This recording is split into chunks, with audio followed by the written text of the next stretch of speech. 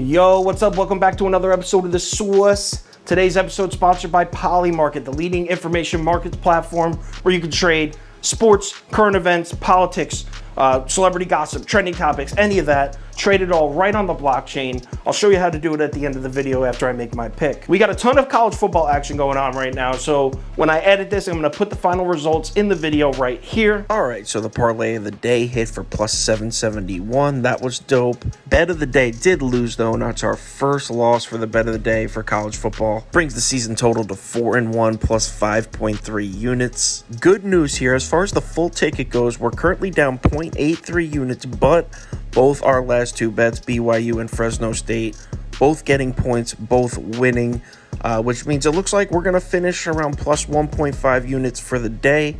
Not great. In this episode, we're talking the 49ers on the road, cross-country in Philly to play the Eagles, the undefeated 1-0 Eagles, I should mention. Let's talk about it. Welcome to The Source.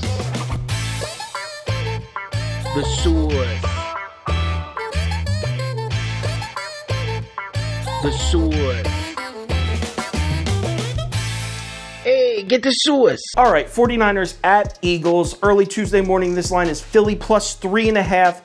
Action is definitely on the 49ers. I think it was like 75% of the money on San Francisco as of Tuesday morning. Check it out, though. So the action stays on San Francisco all through the week, but look at Friday and Saturday. Huge money shift, and I'm talking a 180. Money goes from on San Francisco. Huge bets come in on Philly. Books definitely react. The line drops from 3.5. We're now at Philly plus 3. So let's cap this game. If you subscribe to this channel, you already know the first step. We're running the numbers through the spreadsheet. According to the analytics, the line for this game should be Philly minus 3.61. So obviously we have Philly plus 3.5. That's what the books are giving us. Pretty solid lean on the Eagles there. All right, let's run through a quick breakdown. And I want to start out by saying San Francisco, impressive as hell in week 1. I don't care what happened in the second half. Actually, I do care because I had Detroit plus 9 and we cashed on that. So I care a little bit. But as far as evaluating a team moving forward, they beat the shit out of the Lions, man. They completely dominated that game. They went into halftime up 31-10. Their rushing attack, which may be the best rushing attack in the NFL, by the way, the rushing attack was averaging over 10 yards a carry. And obviously, they mentally checked out. They won the game. So that late Detroit backdoor cover, I'm not paying any attention to that. Now, what about the Eagles?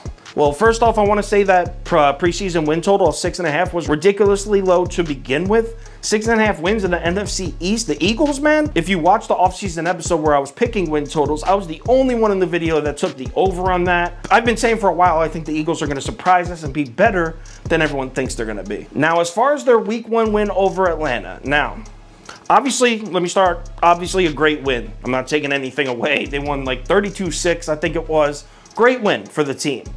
But they didn't really show me anything. I didn't learn anything about the Eagles in that game that I didn't already know. So as far as capping Eagles games moving forward, I didn't see the spots of, I didn't see what I needed to see. Let me explain. I already knew the Eagles offense was going to score points. With those receivers, with Miles Sanders, Jalen Hurts, I already knew that Philly's offense was going to be pretty good this year. And I already knew that Atlanta's defense was going to be towards the bottom of the NFL. So the fact that they scored 32 points didn't shock me really at all, not even close to as much as it shocked some other people. But here we are in week 2. To cap this game against San Francisco, the question we need to ask is, can Philly stop the run?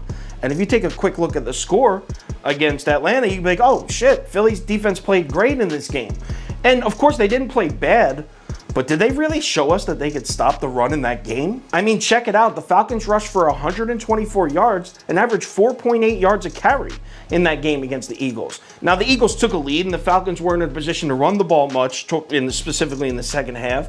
But still, I mean, they definitely didn't show me like, oh yeah, this Eagles defense can stop the run. I didn't see any of that. Basically, to sum up how I feel about this game, I like the Eagles this year, and I plan on betting them several times throughout the year.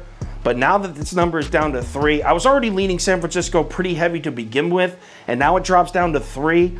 I don't think Philly has any answer for that run game, especially coming off a big win I really think they could come out flat. I think San Francisco smacks them pretty heavy here. I'm gonna lay those 3 points. Give me San Francisco -3.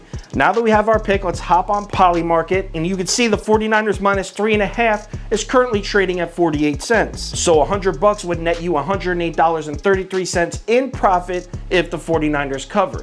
Make sure you click the link in the video description to claim your $100 risk-free trade. 49ers -3 is almost definitely going to be on the final ticket. I like this bet. Speaking of final ticket, that will be posted on KyleKirms.com at 11 a.m. Eastern time.